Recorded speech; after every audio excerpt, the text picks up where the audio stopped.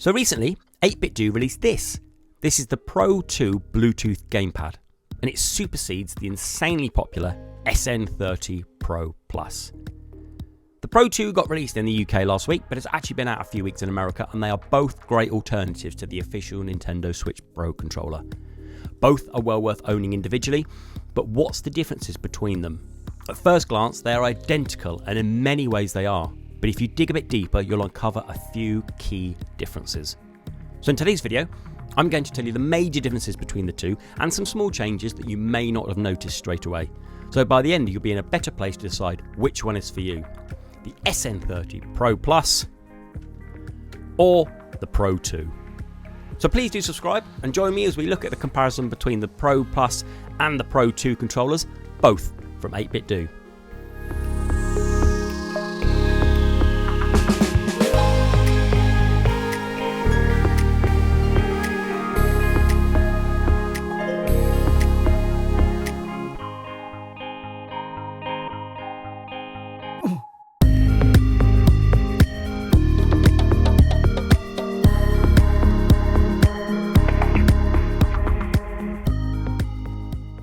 Hello and welcome along. As you saw in the introduction, we've got two controllers for you today, and I'm going to be going through the differences between this one, the SN30 Pro Plus, and this is the SN edition, and this, the Pro 2. Now this is called the Grey edition. Okay, so I've got 7 differences for you. I've got 2 kind of small ones, 1 medium-ish difference, and then 4 big differences. But just before I start the video, I am going to be calling 8bitdo, and the reason why I say 8bitdo rather than 8bitdo is because of this. So these are the official speakers from 8bitdo. Okay, so these are official ones, and when you turn it on, I'm going to put this towards the microphone. This is what you hear when you turn on the official speakers from 8bitdo. 8bitdo. Okay, so it says 8bitdo itself, so I'm going to go and stick with what 8bitdo have told me in their official speakers, and I'm going to stick with 8bitdo. Okay, that out of the way. Well, as I said, we've got these 7 differences, but I want to start off quickly with some similarities, just because I just want to run through what is actually the same for these, and I'm going to start off with price. So you can pick these up for virtually the same price. I'll leave links down below where you can get hold of them from Amazon. And when it launched, I think this was around £5 or $5 more expensive, but I managed to get both of these for exactly the same price, for £42. So if they are different in pricing, stick them on your wish list and just wait till they are the same price, because you can get them at exactly the same price. Another similarity is the battery. Okay, the battery life, the charge time, all charges up for USB Type-C. And they both use that 8bitdo battery that you can take out and use AA. So there's no difference there whatsoever. Also, as well, the triggers. I've been using this. All right, admittedly, this is my second one, but I've still been using this for months. The triggers feel exactly the same to me. The buttons feel the same. The D-pad feels the same. The sticks all feel exactly the same. And as well, the compatibility as well. So it's always going to do Switch, Windows, Android, macOS and Steam. Both of them officially support all of those straight out of the box. And as well, unfortunately, this one couldn't wake up the Switch. Yeah, that's transferred over to this one as well. Sadly, this one cannot wake up your Nintendo Switch. So if we are going to run it on the Switch and you wanted to wake it up, you've got to go over, press the button before it will connect, sadly. Okay, so there's a few of the similarities. What we're going to do now is we're going to crack on with some of the differences. And as I said, we're going to start off with 2 small differences. So the first small difference is the size. Okay, so this one here, the Pro 2, is 11 grams heavier. Okay, not a huge amount, but it's still 11 grams heavier than this one. And this one is actually 2 millimeters deeper. Okay, really small things as well. These buttons on here, so this one's got a plastic bit around it. This one is completely flush. And this button here is slightly smaller than this button, but pretty much that's it. Okay, so size-wise, you're not going to be able to tell the difference. Although 11 grams more, you might be able to. I don't know, but it's still a very small difference.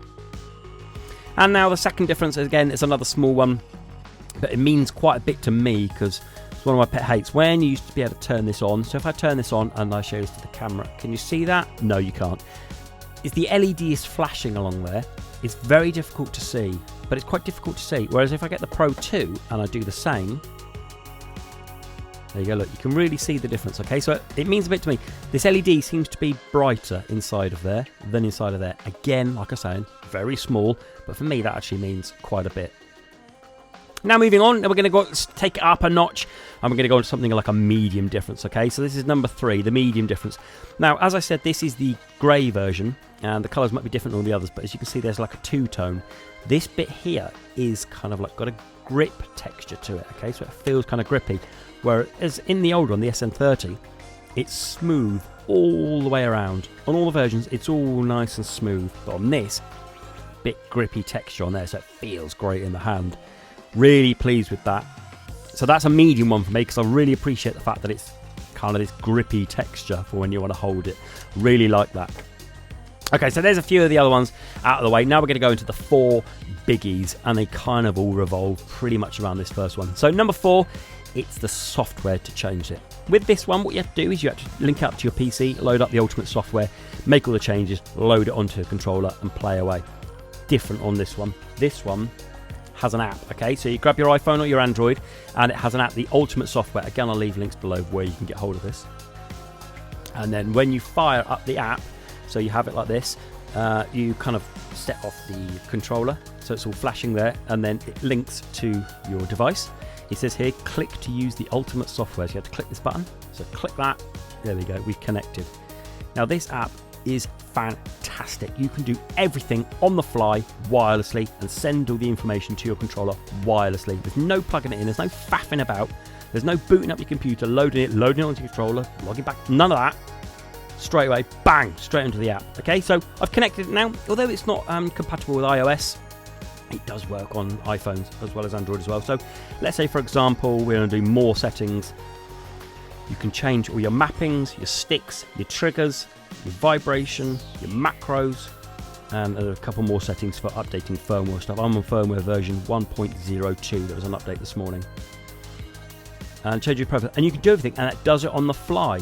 So, for example, if I wanted to change the A to be the B key, you would just click A, and then I wanted it to be on B. There we go. And I would hit the sync controller button down there, and then it would sync to this wirelessly. No mucking about. Brilliant. Absolutely fantastic. So you can do it on the fly. You're playing the game, you think, oh, no, I want to change that. Quickly change it on the app. Works on tablets as well. And then just change it, and it does it brilliantly. This app is fantastic, and I've been getting on with it so well. I haven't had a problem with it at all, and it does all the functions that the PC software does, just on the phone. Brilliant, really, really good, really good.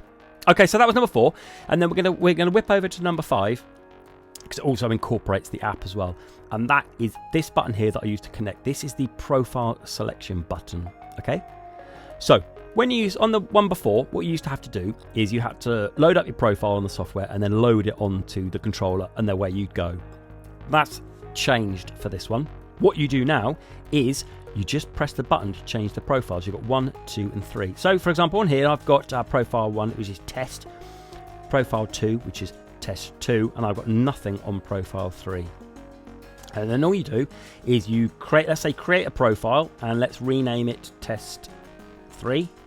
Done that, and then sync to controller, and it's loaded onto it brilliantly. So now I've got 3 profiles: test, test 2, and test 3. And the way that I swap all of those about is by this button here. So as you can see, I'm on profile 1. If I press that, I'm on profile 2, and if I press that, I'm on profile 3.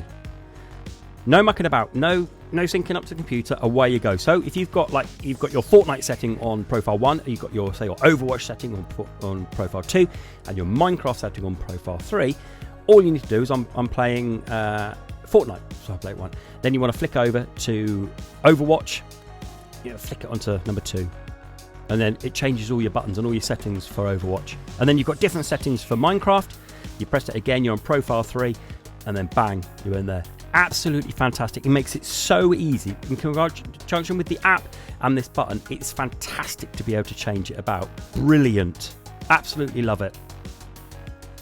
Okay, so that was number 5. Number 6 is also to do with the app, but if I spin this over, this is kind of like the Gucci feature. This is the one that everyone you'll be able to see easily, is the paddles here. Okay, so it's got 2 extra buttons. This one doesn't have these, and all these are basically buttons that you can change. If I whip back into the app, There we go. So if I go button mapping, you can see there that I can change P1 or P2. So this is P1, this is P2. And I can change them to what I want them to be. So for example, I wanted P1 to be a sync controller. Done. That is now A. Just like that. Absolutely incredible. It is so good. And you can do that on the fly. So you could be playing away, playing your game, and you could be thinking, actually, no, I want this one to be X. Just have your phone open, do it on, change it, X sync controller, and done. You're away. It's changed it. It does it all on the fly. It's absolutely fantastic. These paddles are great. They are perfectly positioned for your finger, and they've got enough resistance where you're not accidentally pressing it all the time. So you can rest your finger on it, but when you want to press it, you know that you're pressing it, and it's a decent click. So these paddles are a fantastic addition. Really superb upgrade for these. A lot of third-party controllers have these paddles now, and I think on these they've implemented them very, very, very well. Okay, so that was number 6. Number 7, what we're moving on now, is this button here. This means that you can change your what you're connecting to. Okay, so this one, what you used to be able to have to do is you have to do a combination of like the power button and Y for the switch, and then sync it up to the. And basically, if you'd forgotten what you needed to do, you needed to pull this off. You needed to pull the battery out. But as we know, the battery is a pain to get out, so I always have to use a screwdriver just to pop that out, like that. And then in there, it tells you that the switch is Y and power, D input is B, anyway, and so forth. You'd have to write them down or remember them. Makes it much easier with the Pro 2. What you need to do now is just flick this button over. So S is on the switch, and then you just want to change it over to Mac OS. You just pop that switch over. If you want to go on Steam, just pop it over, or you want to Android, you flick it over there, and all you're doing is just switching. So if you're on like kind of like one and you want to move over to a system, it's just a case of flicking this over. There's no mucking about with this. Simple, bang, bang, bang, bang, bang. Easy. This makes it so much easier to change devices. So if you're someone who uses a lot of different devices for these controllers, this will make it so much easier for you. Okay, so that's it then. That was my 7 differences. So we looked at one, which is the small one with the weights and the sizes of stuff. Really inconsequential, really. Then the LEDs as well. I've said that was a small one, but that's quite a big one for me with the LEDs. The grip as well, which is a medium one for me. That's a really nice addition. And then the 4 biggies. We have the app from the phone, which I think is incredible because you could do that on the fly. So easy. The profile dedicated buttons, game changer if you're doing different games. The paddles make it so nice to play, and the hard-coded switcher device, which means if you do switch a lot of devices, make it so much easier for you. Okay, so that was a look at it. I think this is an incredible controller.